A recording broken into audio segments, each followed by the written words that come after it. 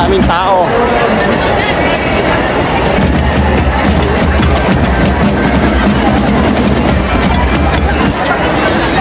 What's up mga kabayan dito sa Dubai? Tara samahan nyo kami sa aking adventure. Last November 26 ay sumali ako ng Dubai Marathon. Ayan.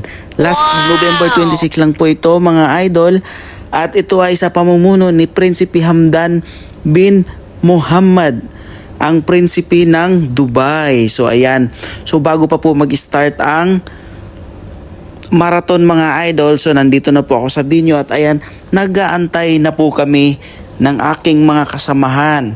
So mixed nationality po ito, basta residente po kayo ng UAE ay pwede po kayong sumali. Ayan, ang dami po mga idol nag-aantay. So nakaka-good vibes at nakaka-ganda ng